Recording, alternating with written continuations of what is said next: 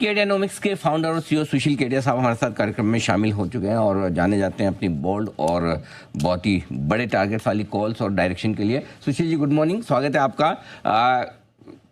जिस तरह से मार्केट में माहौल बना हुआ है, 25,000 के आसपास निफ्टी है, डाउन नैस्डैक भी काफ़ी गर्म हो रहे हैं, क्या कुछ बड़े और बोल्ड कॉल आज भी हैं आपके पास? शुरुआत कहाँ से, अमेरिका से करें या भारत से? कि जहां से मर्जी वहां से कर सकते हैं। चलो सर, अमेरिका चलते हैं। बताएं सर, क्या लग रहा है अमेरिकी बाजारों का हाल? डाउ नैस्डैक क्या छप्पर फाड़ के बढ़ेंगे या पाताल लोक में जाएंगे? तो ऐसा है ना अनिल जी, ये bold and beautiful and big जो कुछ है बाजार है, हम तो कुछ भी नहीं है। जो बोल्डनेस है वो बाजार की है, और जो अपने आप को कुछ भी नहीं मानेगा उसको बाजार की बोल्डनेस के साथ कोई प्रॉब्लम नहीं होगी।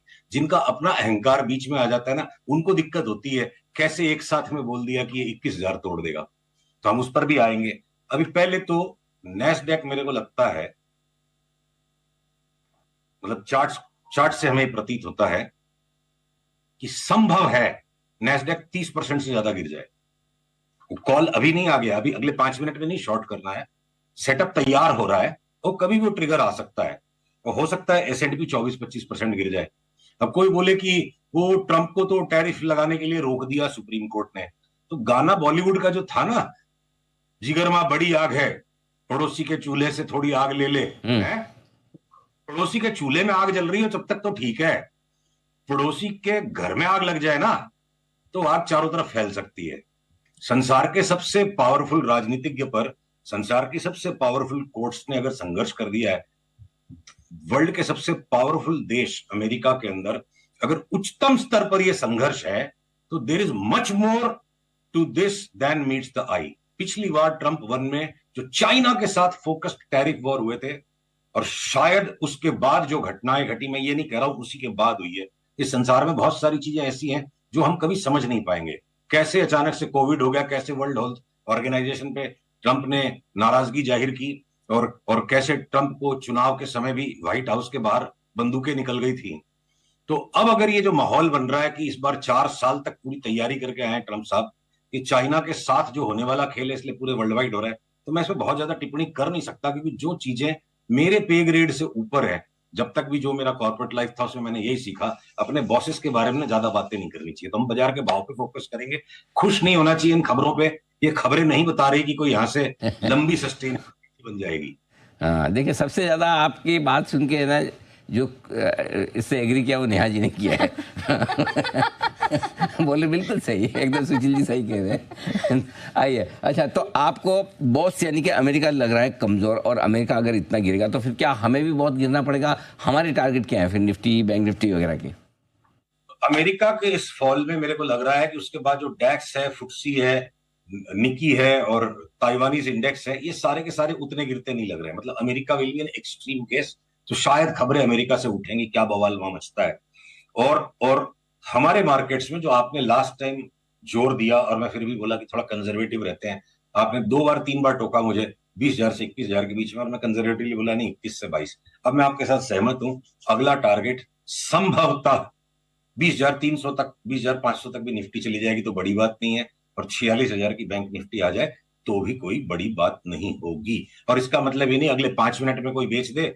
45,500 की अगर बैंक निफ्टी आ सकती है और निफ्टी अगर 20,500 तक भी आ सकती है, इसके पहले हो सकता है सेल ऑफ शुरू हो, 25,500 तक निफ्टी को बर्दाश्त करना पड़ सकता है, इम्पॉसिबल नहीं है। तो आप ये कह रहे हैं कि 20% भारतीय बाजार यहाँ से गिर सकते हैं। 20,000 के आसपास की निफ्टी मतलब 20% हो गया, 45,000 के आसपास की बैंक निफ्टी मतलब 20% हो गया। तो 20% जैसी बड़ी गिरावट हो तो उसके कुछ ना कुछ बड़े लॉजिक कारण और सपोर्टिंग ऐसे कुछ ना कुछ तो आपके पास बड़े वो रीजन होंगे, कन्विक्शन होगा कि इतना क्यों गिर सकता है।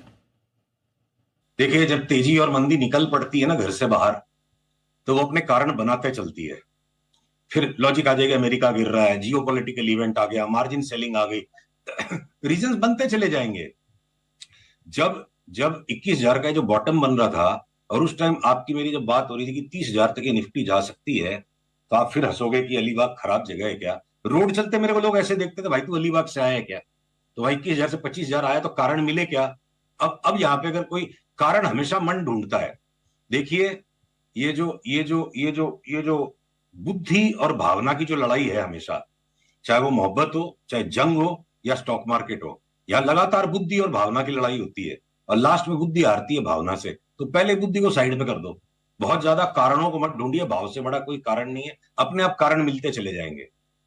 ये सच्चाई है। और सोशली कंपैटिबल बात, पॉलिटिकली करेक्ट बात, इंटेलिजेंट साउंडिंग बात ये है कि आप 25 कारणों की लिस्ट बना के देखो, तो सबसे बड़ा कारण ये पॉलिटिकल मार्केट मेल्टडाउन का सबसे बड़ा फियर है, ट्रिगर्स उसके बाजार अपने आप ढूंढ लेगा। ओके, तो एक जो पहले आपने कहा था कि 30,000 तक भी निफ्टी जा सकती है, तो उस कॉल को अब कैंसिल माना जाए? बिल्कुल नहीं जी। हेलो, हाँ। 30,000 की यात्रा में जो 25,000 का भाव अभी आया निफ्टी का, उसमें बहुत सारे स्टॉक्स जो 30,000 की यात्रा की तरफ निकल चुके हैं, वो अगली बार ये 20,000 के फॉल में वो स्टॉक वहां पे आपको नए लो पे नहीं मिलेंगे। आप सोचोगे कि मैं बीएफएल को या एलटीआईएम को या एलटीएस को कोई सिग्निफिकेंट नीचे नए भाव में ले लूंगा, बिल्कुल नहीं। 5% भी नीचे मिल गए तो कमाल हो जाएगा। तो ऐसे बहुत सारे स्टॉक्स है जो घटने को तैयार नहीं है, लंबी चौड़ी लिस्ट है। आदित्य बिरला ग्रुप के स्टॉक्स जो होना था उनका करेक्शन मान लो। स्टॉक तो ठीक है, मैं समझ गया। स्टॉक में तो कई बार इंडेक्स के मुकाबले में तेजी ज़्यादा भी हो जाती है, गिरते तो तेजी मंदी ज़्यादा भी हो जाती है। लेकिन क्या इंडेक्स में है अभी भी, आपको लगता है कि 20,000 होने के पहले निफ्टी 30,000 हो सकता है?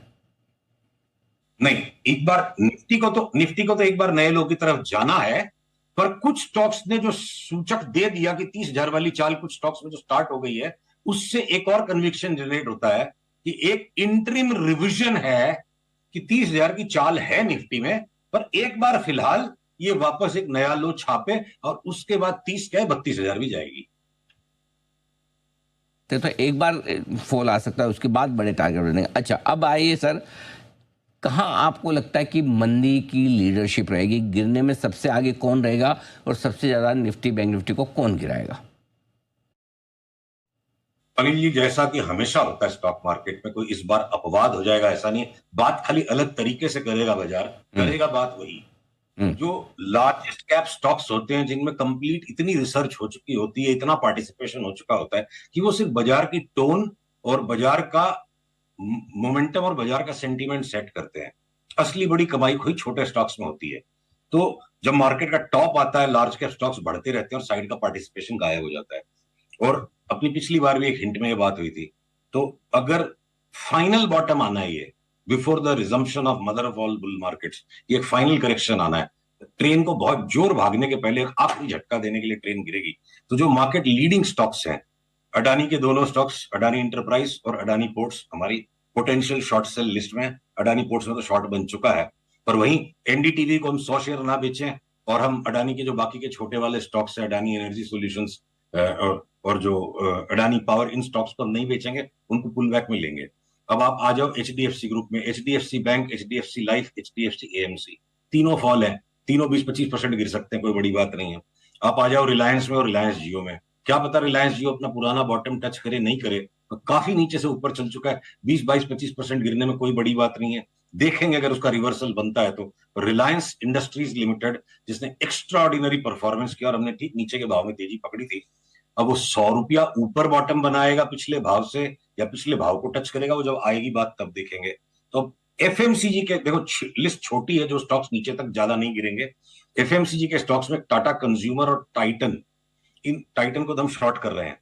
टाटा कंज्यूमर हो सकता है 200-250 रुपए का पुल बैक दे दे, बाकी किसी भी एफएमसीजी स्टॉक में हमने अपने निवेशकों को बेचने की सलाह नहीं दी, यही कहा है कि नीचे घटेगा तो और लेना है, चाहे वो गोदरेज कंज्यूमर हो, चाहे हिंदुस्तान लीवर हो, चाहे नेस्ले हो, चाहे ब्रिटानिया हो, चाहे वो एशियन पेंट्स हो। ठीक बात। अब आप आ जाओ आईटी के स्टॉक्स में। सिर्फ एक कोफोर्ज हमारे पास है जो आईटी के स्टॉक्स में हुआ, तो हम उसको शॉर्ट करेंगे। बाकी हर एक आईटी को स्टॉक में 5%, 8%, 10%, 12% घटते वापस लेना है। तो आईटी एफएमसीजी जो दो सेफ हेवेंस है, चारों तरफ क्राइसिस के माहौल में यहां सेफ्टी बन जाएगी। इररिस्पेक्टिव, नैस्डैक गिरेगा भी तो इंडियन आईटी स्टॉक्स का नैस्डैक से खास कुछ लेना देना नहीं है। तो ये दो हो गए। सबसे ज्यादा खूंखार मंदी हम करेंगे स्टील के स्टॉक्स में। टाटा स्टील अगर कोई 100 रुपए का भाव हो जाएगा तो मुझे आश्चर्य नहीं होगा। 100 रुपए की भविष्यवाणी नहीं है, मेंटली हम ओपन है कि स्टील में एक बार लोहा पिघल जाए, तो चाहे वो फिर हिंडाल्को हो, चाहे वो नाल्को हो, नॉन फेरस मेटल्स में भी 25-30% निकल जाए, जिंदल के स्टॉक सब 30-30% निकल जाए, तो मेटल्स धुलाई हो जाए। ऑटो के स्टॉक्स में मैं टू व्हीलर के स्टॉक्स को 100 शेयर बेचने नहीं है, 10% कोई नीचे घट गया तो लेने की लॉटरी है, वापस लेंगे तो ऑटो हम लेंगे, और टायर के स्टॉक्स बेच दो। आप सीमेंट के स्टॉक्स बेच दो। तो जो मार्केट विजिबिलिटी, हाईएस्ट विजिबिलिटी के स्टॉक्स से रिलायंस, अडानी, टाटा ग्रुप, आप इनको बेच लो, है, आदित्य बिरला को मत बेचो, और स्टील के स्टॉक्स को बेच लो, सीमेंट को बेच लो, थोड़े बहुत ऑटो से कनेक्टेड एंसिलरीज को बेच लो, पर अशोक लेलैंड बेच लो ज्यादा से ज्यादा, टाटा मोटर्स को शॉर्ट करने के अंदर में तकलीफ हो सकती है। तो सिलेक्टिव है बाजार, और इंडेक्स नीचे आएगी तो सारे लार्ज कैप स्टॉक्स चले जाएंगे, ऐसा नहीं।